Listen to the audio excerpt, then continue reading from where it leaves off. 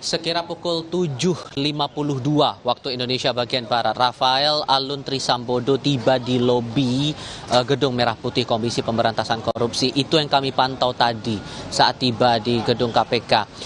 Terkait hal apa yang diperiksa, kalau keterangan terakhir dari pihak KPK yang beberapa kali sudah dikonfirmasi, entah itu dari jajaran pimpinan maupun juga pihak juru bicara, ini adalah upaya klarifikasi atas harta yang dimiliki yang kemudian tercatat terakhir kali pada tanggal 31 Desember 2021 dalam laporan harta kekayaan pejabat negara atau LHKPN yang dimiliki oleh Rafael Alun Trisambodo yang saat itu menjabat sebagai Kepala Bagian Umum Kantor Wilayah Direktorat Jenderal Pajak Kementerian Keuangan Wilayah Jakarta Selatan 2. Ini yang mau coba ditelusuri karena persoalan dari harta yang dimiliki Rafael Alun Trisambodo ini adalah efek domino ataupun juga imbas dari kasus penganiayaan yang mengalamatkan sang anak Mario Dandi sebagai tersangka dalam kasus itu.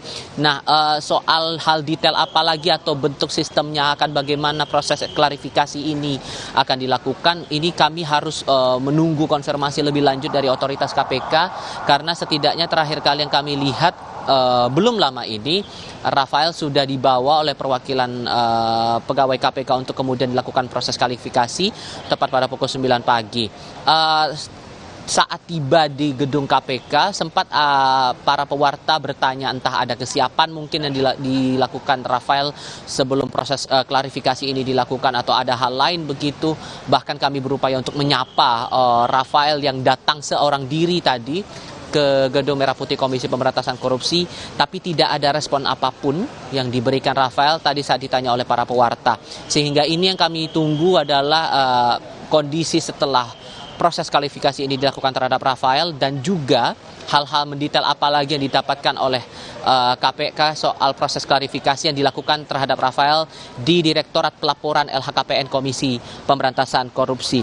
Kita coba ingat lagi dalam laporan LHKPN terakhir yang disampaikan Rafael kepada KPK pada tanggal 31 Desember 2022, total harta yang tercatat dimiliki sebesar 56,1 miliar rupiah. Sebagian besar ini dalam bentuk tanah dan bangunan di 11 titik dengan nilai 51,9 miliar rupiah. Titik tanah dan bangunan ini tersebar di beberapa daerah, terutama dalam hal ini di kawasan Sleman, Daerah Istimewa Yogyakarta, lalu juga Manado, Sulawesi Utara, dan kawasan Jakarta di 2 titik, yakni Jakarta Barat dan Jakarta Selatan. Sementara itu dalam catatan juga disebut ada alat transportasi dan mesin dengan nominal total yang 425 juta rupiah.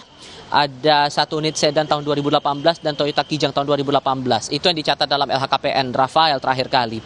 Kemudian ada daftar harta bergerak lainnya dengan nilai 420 juta rupiah. Surat berharga senilai 1,5 miliar rupiah. Laporan kas dan setara kas sebesar 1,3 miliar rupiah, serta harta lainnya dengan nilai 400 juta rupiah lebih begitu. Nah, dari penelusuran ini sebetulnya adalah bentuk dari tindak lanjut dari analisis yang sudah dilakukan oleh Pusat Pelaporan dan Analisis Transaksi Keuangan atau PPATK. Dari PPATK dalam hal ini Kepala PPATK Ivan Yustiavandana kepada saya akhir pekan lalu sebetulnya sudah menegaskan bahwa kasus ini ataupun juga analisis yang sudah ditemukan dari PPATK ini jauh sebelum kasus anaknya ini mengemuka di publik begitu. Dalam keterangan terakhir yang disampaikan Ivan kepada saya waktu itu, ia menyampaikan bahwa ada temuan ganjil ataupun juga transaksi signifikan yang tidak sesuai profil dari Rafael ini, dan diduga juga ada pihak-pihak yang patut dinilai sebagai nomine atau perantara dalam transaksi keuangan yang dipantau oleh PPATK saat itu. Dan catatannya bahkan sudah dilaporkan ini sejak tahun 2012. Tidak hanya kepada Komisi Pemberantasan Korupsi, tapi juga kepada otoritas lain seperti pihak kejaksaan, bahkan terakhir disampaikan kepada Inspektorat Jenderal Kementerian Keuangan Republik Indonesia, tempat di mana Rafael saat itu mengabdi di Direktorat Jenderal Pajak.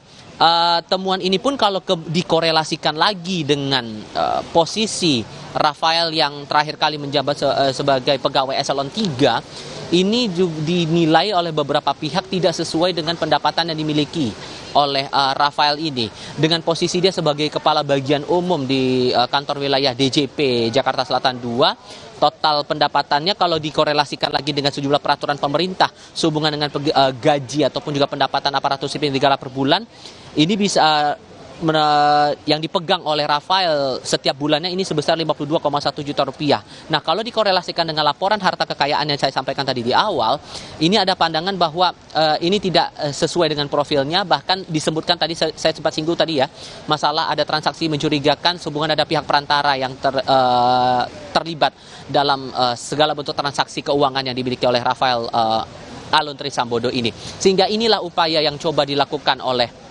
Komisi Pemberantasan Korupsi sebagai upaya lanjutan dari laporan PPATK sebelumnya. Bahkan dari jauh-jauh hari sudah dilaporkan. Sekian, Glenis. Baik, terima kasih jurnalis Kompas TV, Tifal Solesa. Laporan Anda langsung dari gedung KPK terkait dengan pemeriksaan Rafael pada pagi hari ini.